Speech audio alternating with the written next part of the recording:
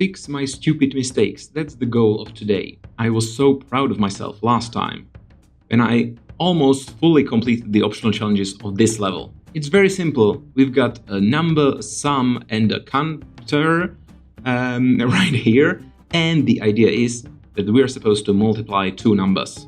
Simple as that. Now what's going on? We've got 5 times 3 in this case. I've got some minor optimizations, so we pre-multiply that. We have some checks if the number we're given is a 0, like these here. So 2 times 0, we're just gonna skip the whole computation, and that's gonna be 0 right away. Then another 0 times 3, and what was it, 9 times 5, right? Yes. So obviously this works beautifully.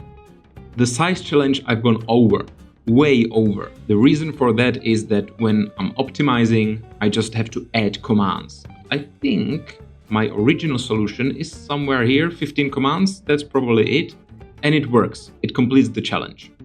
But now we're aiming for time. So this thing still takes way too long. Well, technically not way too long. It takes 114 steps on average. And we need to bump it down by 5 steps, and I just couldn't figure out how to do it. But there's a very simple thing we can try. When I multiply numbers, 3 times 5 in this case, it's fine. We just do 5 and we add it to itself 3 times. But if those numbers were to switch places and do 5 times 3, that's 5 operations.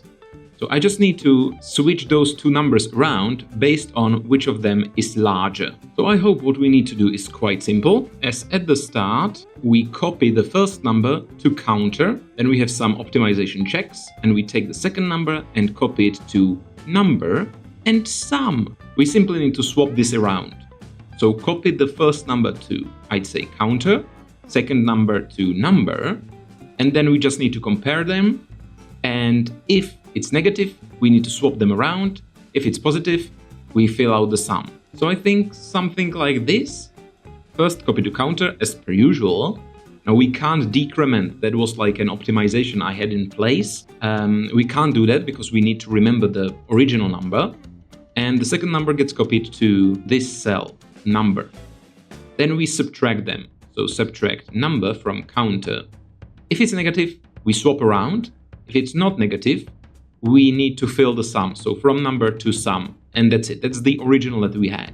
But if it's negative, we need to swap them, so from counter to sum, from number to counter, and from sum to number. And yeah, basically these numbers are swapped, and we've got all that we need. The last thing is at the end, where again it was like an optimization when we bumped down the counter first, and then we just keep adding the numbers and we bump it down again at the end and jump if 0. So if we've reached the number of additions that we need, we just break the loop. But now we can't do that since the counter isn't pre-bumped down. So we bump it down first, jump if 0. So we've already got the output in the sum cell.